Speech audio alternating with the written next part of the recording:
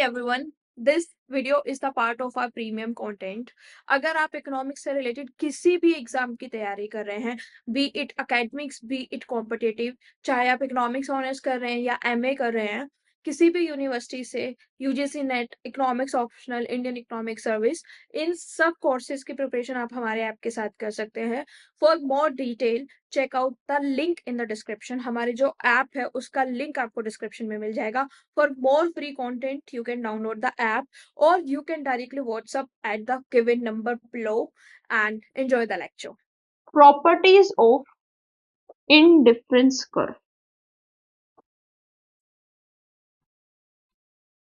तो indifference curves का जो टॉपिक हमने पढ़ा वो मैंने आपको पढ़ाया और उसके बाद में मैंने आपको बताया कि हम कुछ प्रॉपर्टीज को भी डिस्कस करेंगे. तो यहाँ पे एक इंडिफरेंस कर्व ड्रॉ कर लेती हूँ, अगेन रफली ड्रॉ कर लेती हूँ ताकि इसकी प्रॉपर्टीज समझने में आसानी रहे. तो सबसे पहली प्रॉपर्टी जो है वो है कि indifference curve slopes downward to the right. Indifference curve जो है वो स्लोप्स डाउनवर्ड रहेगा टू राइट. ठीक है, जब भी हम राइट की तरफ मूव करेंगे, लेफ्ट से राइट की तरफ मूव करेंगे, इस एक्स एक्सिस पे लेफ्ट से राइट की तरफ मूव करेंगे तो it will always be sloping downward. ठीक है, दिस प्रॉपर्टी इंप्लाइज दैट जो इंडिफरेंस कर्व है उसका स्लोप नेगेटिव होगा. डाउनवर्ड स्लोप का मतलब क्या है, इसका जो स्लोप है वो हमेशा नेगेटिव होगा. और अभी अभी जो हमने डिस्कशन किया, जो मैंने आपको मैथमेटिकली डेरिवेशन करके बताई, उसमें भी मैंने आपको क्या बताया था कि ये जो स्लोप है ये नेगेटिव आ रहा है. ठीक है, ये रहा, ये नेगेटिव है. ठीक है, पूरा डेरिवेटिव मैंने आपको बताया. अब इसमें मैंने आपको बता दिया कि प्रॉपर्टीज ऑफ आईसी की सबसे पहली प्रॉपर्टीज ही ये है कि it will have negatively slope. ठीक है, now point is why it has negative slope. ठीक है, इसका मतलब ये है कि जो इंडिफरेंस कर्व है वो नेगेटिव है और वो इसीलिए है क्योंकि अगर हम हमारे पास एक बंडल है, लेट्स से हमारे पास एक्स और वाई गुड्स का कोई बंडल है, अगर हम एक्स का कंजम्पशन बढ़ाना चाहते हैं तो हमारे पास और कोई चॉइस नहीं है, हमको वाई का कंजम्पशन कम करना ही पड़ेगा. We do not have any other choice. X का कंजम्पशन बढ़ाना है तो वाई का कंजम्पशन कम करना ही पड़ेगा. तो एक इनवर्स रिलेशनशिप है. ठीक है, अगर हम इसका रेसिप्रोकल भी ले कि अगर हमको एक्स का कंजम्पशन कम करना पड़ेगा तो वाई का कंजम्पशन ऑटोमेटिकली बढ़ जाएगा. तो बेसिकली नेगेटिव रिलेशनशिप है. नेगेटिव रिलेशनशिप किस किस में है, between consumption of good X and Y. ठीक है, and because of this negative relationship, ये नेगेटिव रिलेशनशिप की वजह से, नेगेटिव रिलेशनशिप है तो डाउनवर्ड स्लोप होगा एंड जो है डाउनवर्ड हमें देखने में भी लगेगा. ठीक है, अब ऐसा क्यों है कि हमें एक की कमोडिटी बढ़ाने के बाद दूसरे की कमोडिटी कम करनी पड़ेगी. फॉर एग्जाम्पल, अगर हम एक की कमोडिटी बढ़ा सकते हैं दूसरे की कांस्टेंट रखे बिना, दूसरे की कांस्टेंट रखते हैं, लेट्स से एक्स मैं 1 से 2 कर लिया और वाई मेरा 12 का 12 है, तो फिर इस कॉम्बिनेशन को तो हम प्रेफर ही नहीं कर सकते ना, ये तो हायर लेवल का बंडल हो गया हमारा. ठीक है, जो हमारा अमाउंट ऑफ गुड है वो बढ़ जाए और जो अमाउंट ऑफ वाई है वो चेंज ना हो, तो हम हमेशा न्यू कॉम्बिनेशन को ही प्रेफर करेंगे क्योंकि हम उसमें एक्स को भी ज्यादा ले पा रहे हैं और वाई को भी ज्यादा ले पा रहे हैं. तो अगेन मोर इज बेटर. तो मोर इज बेटर की एजम्पशन के थ्रू फिर तो हम इस वाले बंडल को कंज्यूम ही नहीं करेंगे ना. अगर मेरे को दोनों का ज्यादा गुड मिल सकता है तो मैं तो दोनों ज्यादा गुड लूंगी ना, मैं एक किसी का भी कम क्यों लूं. ठीक है, मैं किसी को भी कम नहीं लूंगी, इसीलिए भाई मैं तो जो मेरा मन आएगा मैं वो वाला बंडल प्रेफर करूंगी. इसीलिए ये एजम्पशन मानी गई थी कि जो है बंडल जो है ना वो सेम रहेंगे, आपका यूटिलिटी सेम रहेगा. ठीक है, तो जो है वो दो कॉम्बिनेशन सेम आईसी कर्व पे नहीं रहेगा. अगर आपको ज्यादा सेटिस्फेक्शन दे रहा है हमको दूसरे आईसी कर्व पे मूव करना पड़ेगा और फिर वही सारी चीजें हो जाएंगी. सेम आईसी कर्व पे रहने का बेसिक लॉजिक है, यूटिलिटी आपकी कांस्टेंट है यूटिलिटी आपका जो सेटिस्फेक्शन है वो कांस्टेंट है, और वो कांस्टेंट तभी रह सकता है कि आप एक का कंजम्पशन बढ़ाओ तो दूसरे का ऑटोमेटिकली कम होगा, और अगर आप इस कंडीशन को फॉलो नहीं कर रहे हैं तो फिर आप दूसरे आईसी पे मूव करेंगे। ठीक है, पहली प्रॉपर्टी होगी slopes downward to the right. दूसरी प्रॉपर्टी है इसमें इंडिफरेंस कर्व जो होता है वो कॉन्वेक्स होता है। ठीक है, मैथ्स में मैंने आपको डेरिवेटिव पढ़ाए थे, और डेरिवेटिव में एक टॉपिक पढ़ाया था जिसमें मैंने आपको पढ़ाया था सेकंड ऑर्डर डेरिवेटिव। उसमें मैंने आपको डिफरेंट डिफरेंट कॉम्बिनेशंस बताए थे कि कॉन्वेक्स कब होता है, कॉनकेव कब होता है। ठीक है, तो पहले मैथमेटिकली बता देती हूँ। तो कॉन्वेक्स कब होता है, पहली बात तो जो हमारा dy बाई डी एक्स है that we keep equal to 0, और जो मेरा सेकंड डेरिवेटिव होता है d2y upon D x square, ये मेरा क्या बताता है, रेट बताता है, रेट ऑफ चेंज। क्योंकि ये मेरा रेट ऑफ चेंज बता रहा है, ठीक है, तो अगर ये डिक्रीजिंग है तो मेरी शेप क्या आ जाएगी, कॉन्वेक्स। अगर ये रेट ऑफ चेंज मेरा इंक्रीजिंग है तो मेरी शेप क्या हो जाएगी, कॉनकेव। अगर ये रेट ऑफ चेंज मेरा कांस्टेंट है तो मेरा आईसी क्या हो जाएगा, कांस्टेंट। यहाँ पे मैंने बहुत सारे कॉन्सेप्ट्स आपके क्लियर कर दिए, प्लीज इस पॉइंट को बहुत ध्यान से समझिएगा क्योंकि आगे मैं इस कॉन्सेप्ट को बहुत यूज करने वाली हूँ। ठीक है, तो रेट ऑफ चेंज पे मेरी आईसी की शेप डिपेंड कर रही है। ठीक है, मैंने उस लेक्चर में मैथ्स में बताया था कि जो रेट ऑफ चेंज होता है ना वो हमारी कर्व की शेप डिसाइड करता है। अगर डिक्रीजिंग है तो कॉन्वेक्स, इंक्रीजिंग है तो कॉनकेव, और कांस्टेंट है तो कांस्टेंट आपका वो बन जाएगा। अब इसमें कॉन्वेक्स टू ओरिजिन है, क्यों, क्योंकि जैसे जैसे हम कमोडिटी को कंज्यूम करते हैं, बेसिकली कॉन्वेक्स टू ओरिजिन का पीछे लॉजिक है diminishing marginal rate of substitution. जैसे जैसे हम एक्स का कंजम्पशन बढ़ाते हैं, ठीक है, वैसे वैसे वाई का कंजम्पशन तो कम होगा, लेकिन ये हर बार डिक्रीजिंग रेट से कम होता जाएगा, जो मैंने अभी diminishing marginal rate of substitution का कॉन्सेप्ट पढ़ाया।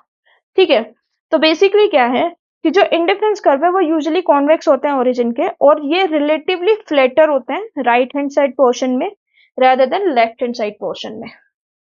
ठीक है, यहाँ पे ये रिलेटिवली फ्लैटर है, ये राइट हैंड वाला पोर्शन है, और यहाँ पे ये स्टीपर होंगे। ये जनरल शेप है आईसी की। ठीक है, इसमें बिल्कुल भी कंफ्यूज नहीं होना है। ठीक है, this property of indifference curve follows from the assumption 3, जो हमने अजम्पशन मानी थी मार्जिनल रेट ऑफ सब्स्टिट्यूशन। ठीक है, मार्जिनल रेट ऑफ सब्स्टिट्यूशन हमको बताता है कि हमारा एमआरएस डिमिनिश होगा जैसे जैसे हम ज्यादा एक्स को सब्स्टिट्यूट करते जाएंगे फॉर पाई। ठीक है, जैसे एक्स का सब्स्टिट्यूशन बढ़ता जाएगा हमारा एमआरएस जो है वो कम होता जाएगा। उसका रीजन क्या था वो सब हम डिफरेंट कर सकते हैं। और जो कॉन्वेक्स इंडिफरेंस कर्व का मतलब है डिमिनिशिंग एमआरएस, अगर कॉनकेव होगा तो इंक्रीजिंग, कांस्टेंट होगा तो कांस्टेंट। ठीक है, जो डिग्री है कॉन्वेक्सिटी की कि कितना ज्यादा कॉन्वेक्स है, वो जो डिग्री है कॉन्वेक्सिटी की वो आपकी डिपेंड करेगी, the degree of convexity will depend upon the rate of marginal rate of substitution, यानी कि वो कितना ज्यादा फॉल कर रहा है, 12 से वो सीधा 2 तो नहीं हो जा रहा है, तो अलग तरह का शेप आएगा। ठीक है, तो कॉन्वेक्सिटी में भी डिफरेंट डिफरेंट शेप्स आएंगी, और वो जो शेप्स है वो डिपेंड करेंगे the fall in marginal rate of substitution. ठीक है, अब थर्ड प्रॉपर्टी जो है that is indifference curve can't intersect each other. ठीक है, इंडिफरेंस कर्व जो है वो एक दूसरे को इंटरसेक्ट नहीं कर सकते हैं, और इस प्रॉपर्टी को हम नेगेशन के थ्रू प्रूव करेंगे। नेगेशन के थ्रू प्रूव कैसे करेंगे, यानी कि हम कह रहे हैं ना कि इंडिफरेंस कर्व इंटरसेक्ट नहीं कर सकते, तो एक बार ना इंटरसेक्ट करा के देख लेते हैं, और जब हम इंटरसेक्ट करा कर देख लेते हैं तो पता चल जाएगा क्या हो रहा है। तो बना लेते हैं फिर एक, this is X, this is Y. ठीक है, क्लियर हो गया। इसमें तो क्लियर होने वाला कुछ है भी नहीं। ये एक आईसी है, IC1, फिर हमने एक और आईसी बनाया,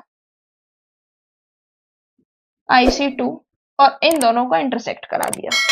ठीक है, अब एक पॉइंट तो हमने इंटरसेक्शन वाला मान लिया, एक पॉइंट हमने ए मान लिया, एक पॉइंट हमने बी मान लिया।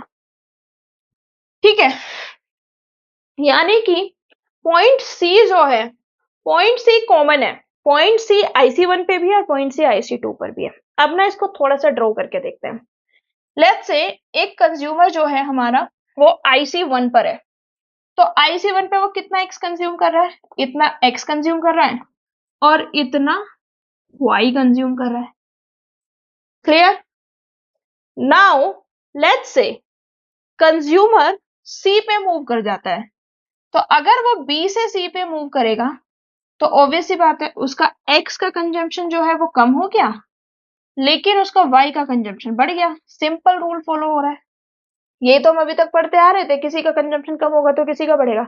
नाउ ए पे देखते हैं। अगर एक कंज्यूमर है, उसके पास 3 बंडल है, बंडल ए, बंडल बी, बंडल सी। इंडिफरेंस कर्व क्या कहता है? इंडिफरेंस कर्व ये कहता है कि एक आईसी पे जितने भी बंडल होंगे वो कंज्यूमर को सेम सेटिस्फेक्शन देंगे। ठीक है, ए भी उतना सेटिस्फेक्शन दे रहा है, बी भी उतना सेटिस्फेक्शन दे रहा है और सी भी उतना सेटिस्फेक्शन दे रहा है। सेटिस्फेक्शन में कोई चेंज नहीं आएगा। नाउ लेट्स से कोई एक कंज्यूमर है, वो ए पर है। ठीक है, ए पे उसने कितनी कमोडिटी को कंज्यूम किया, X1, और Y1 को यूज। अब कंज्यूमर ए से अगर सी पे मूव कर रहा है तो उसका सेटिस्फेक्शन सेम है, बिल्कुल सेम है। अगर सी पे, ए से सी पे मूव कर रहा है, ए से सी पे मूव करने का कंज्यूमर का सेटिस्फेक्शन सेम है? आप बताइए, बिल्कुल सेम है, क्योंकि सेम आईसी पर है। सेम आईसी पर है ना, IC2 पर ही तो है ए और सी। अब कंज्यूमर अगर सी से बी पे मूव कर जाए तो मतलब जो सी है और बी है वो उसको सेम लेवल ऑफ सेटिस्फेक्शन देंगे। क्यों? क्योंकि एक आईसी पर है, IC1 पर है, सेम लेवल ऑफ सेटिस्फेक्शन देंगे। आप कह रहे हो मैम, हाँ क्योंकि सेम आईसी पर है, IC1 पर है। अगर ए और सी उसको सेम सेटिस्फेक्शन दे रहे हैं और सी और बी उसको सेम सेटिस्फेक्शन दे रहे हैं, तो क्या उसको ए और बी भी सेम सेटिस्फेक्शन नहीं देंगे? मैम देना तो चाहिए, देना तो चाहिए, प्रिंसिपल ऑफ ट्रांजिटिविटी। अगर ए और सी से सेम सेटिस्फेक्शन मिल रहा है, सी और बी से सेम सेटिस्फेक्शन मिल रहा है, तो ए और बी से सेम सेटिस्फेक्शन मिलना चाहिए। देखते हैं मिल रहा है क्या सेम सेटिस्फेक्शन? नहीं मिल रहा। क्यों? क्योंकि दोनों क्या हो गया, अलग आईसी पर हैं, डिफरेंट आईसी पर हैं, और बी जो है वो हायर आईसी पे है। और मैंने आपको एक अजम्पशन बताई थी कि more is better. More is better का क्या मतलब है? सिंपल सी बात है, कंज्यूमर उस बंडल को प्रेफर करेगा जिसमें वो ज्यादा गुड्स को कंज्यूम कर सकता है, तो वो बी को प्रेफर करेगा ना, क्योंकि बी में एक्स की क्वांटिटी भी ज्यादा है और वाई की क्वांटिटी भी ज्यादा है, ए में एक्स की क्वांटिटी भी कम है और वाई की क्वांटिटी भी कम है। तो ये सारा मैस क्रिएट क्यों हुआ? क्योंकि एक इंडिफरेंस कर्व ने इंटरसेक्ट कर दिया। इंटरसेक्ट किया तो एक कॉमन पॉइंट आ गया सी, लेकिन कॉमन पॉइंट नहीं हो सकता है। लॉजिकल रीजन समझ में आया? इसीलिए कहा गया, क्योंकि ये अगर इसने इंटरसेक्ट कर दिया तो इंडिफरेंस वाली जो प्रॉपर्टी है वो खत्म हो जाती है। हेंस वी से कि इंडिफरेंस कर्व जो है वो कभी भी इंटरसेक्ट नहीं कर सकते हैं। नेक्स्ट प्रॉपर्टी थोड़ी सी कॉम्प्लिकेटेड है बट ये अच्छी प्रॉपर्टी है। फोर्थ प्रॉपर्टी जो है वो है कि जो हायर इंडिफरेंस कर्व होगा वो ज्यादा सेटिस्फेक्शन देगा। Higher indifference curve will give higher satisfaction to, higher satisfaction to whom? Higher satisfaction to consumer. और अगर एक कंज्यूमर के पास, एक कंज्यूमर के पास अगर 2 आईसी हैं तो he will always prefer the higher IC. Higher IC को ही प्रेफर करेगा, क्यों? क्योंकि हायर आईसी में he can have more of both goods. इसका भी हम प्रैक्टिकल करके देख सकते हैं। This is X, this is Y, this is IC1 and this is IC2। ये पॉइंट ले लीजिए IC1 पे, X1 X2 Y1। फिर ये पॉइंट ले लीजिए X2 Y2। आप कोई भी पॉइंट ले लीजिए, IC2 के कोई भी पॉइंट जो होगा, इसमें ज्यादा quantity of good X and good Y होगी।